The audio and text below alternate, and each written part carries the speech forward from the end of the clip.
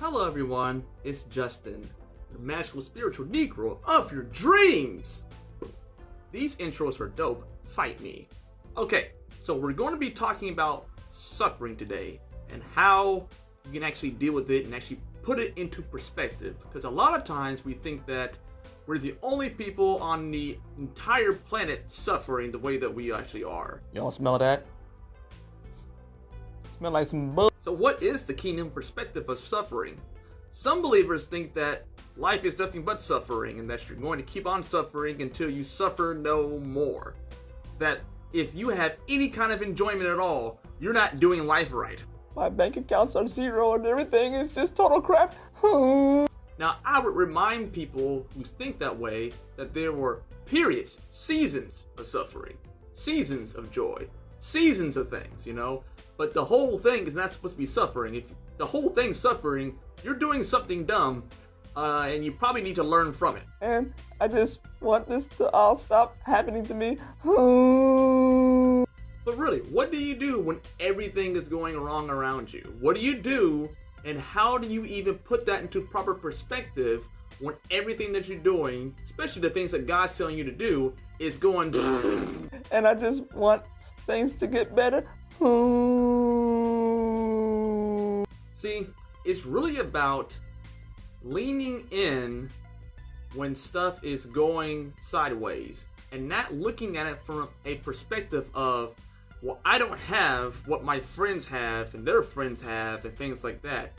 It's actually about you growing in the things that God wants you to grow in, so that when you actually receive the things that God actually wants you to receive, you're ready for it. This is why a lot of times people who have a lot of money don't actually just give people money sometimes, because they actually want them to learn the process of actually getting your mind wrapped around when something bad happens. It's time to press forward and not lean back. Right. I'm gonna get out here. We're gonna make some things happen. Go out there to the outside. It's gonna be awesome. It's gonna be amazing. And get my car and hop. I ain't got no gas. I can't do that today. We ain't going nowhere today. Doggone it. I say that they don't necessarily give people money. I'm more talking about when they have a one-on-one discipleship kind of attitude towards someone, or relationship towards someone. This is for when people, for example, are raising someone up to duplicate themselves inside of another person. So, you know, mentorship. So a lot of times a mentor may have tons of resources for the mentee, but he tells the mentee how to go out there and get it. Why?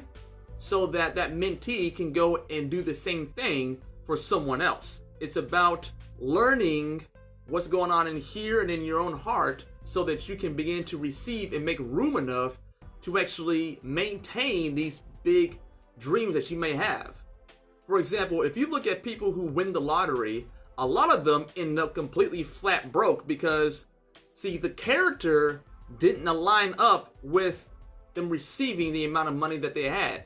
So therefore, if your habits are used to you just spending things all the time, then when you get $1 million, it's going to go ahead and be spent all at once in the same way that you did before, because that's the normative thing to do. But when you actually go and earn it for yourself, there's a different appreciation, there's a different kind of perspective that you have, and suffering that you've had to go through in order to respect the fact that it was the work, it was the consistency, it was the mindset that was able to get you to getting that amount of money. The money was just a result of how you interpreted the suffering. So in the same way, we had to go through some stuff in order to actually get the character and refine us to the point where God will say that, yes, this person's ready for this, because now they've learned the value of money. Now they've learned the value of their integrity. Now they've learned the value into putting value in other people. Now they've learned the value into a myriad of things that actually works out for everyone very, very well. So therefore, they can be blessed with more. But that's funny. But not until they actually go through the process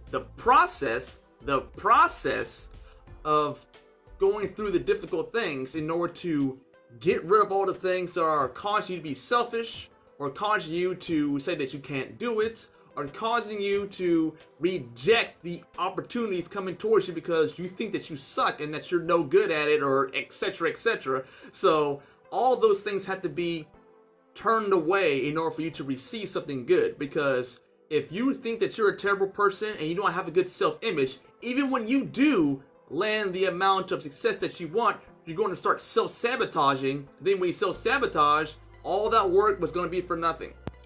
This does not reek of Teen Spirit. It reeks of awfulness.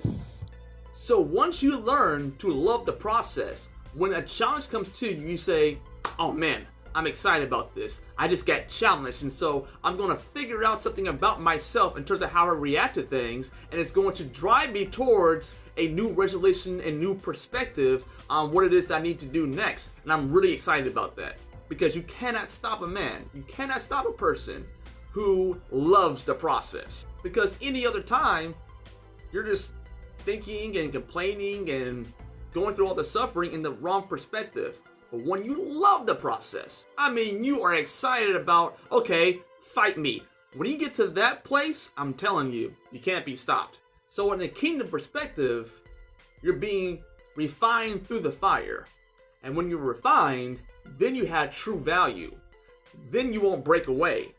Then you'll be, again, giving value to other people because you've been through the process of the fire. And when you go through the process of the fire, I'm telling you, life gets a whole lot better and a whole lot more interesting. So that's a kingdom perspective on suffering.